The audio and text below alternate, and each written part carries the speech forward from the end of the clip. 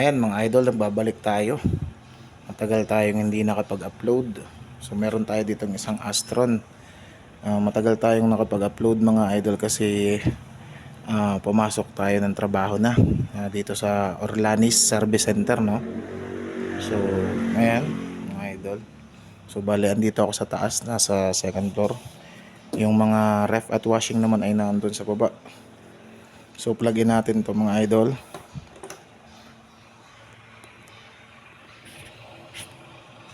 May standby power naman siya. So power on natin. Nagkulay blue na. So ayan, wala siyang picture. Pero kung napapansin nyo, ayan mga idol, nakikita nyo ba yung Android na yan? Wala siyang ilaw, wala siyang backlight, no? Pero meron tayong picture. Ayan, Android. So tara mga idol, samahan nyo akong ayusin tong Astron na 32 Android TV. Ayan, bali mga idol yung kanyang model number, no? Lead 3277. Smart na to mga idol, Android TV na, no? So baklasin lang natin mga idol. So bali ito mga idol yung gamit niyang board, no? Isang combi board o hybrid na board. Ay mag-focus. Ayan.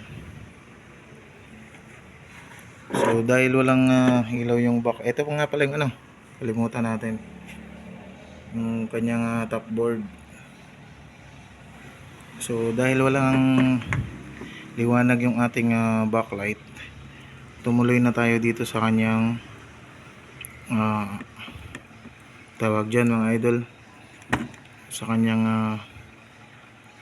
connection papunta doon sa kanyang mga lead bulb. So sukatan natin to o i-test natin to gamit ang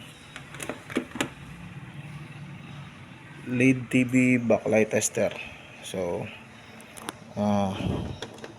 kabit lang natin tong pula doon sa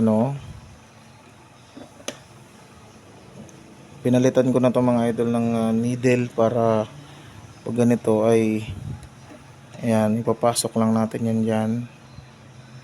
Hirap pag isang kamay, no? Tapos tong negative ay dito. Hindi naman kayo magkakamali dyan mga idol kasi may itim naman, may itim yung kulay itim yung aray ko, yung kanyang negative. So power on natin yung backlight tester natin. Ayan. So 0.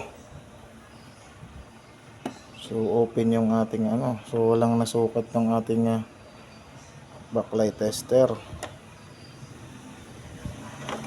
Tanggalin natin. So makikita nyo naman yan mga idol. Yan, short natin, magsi-0 yan. Yan. Ulitin natin mga idol.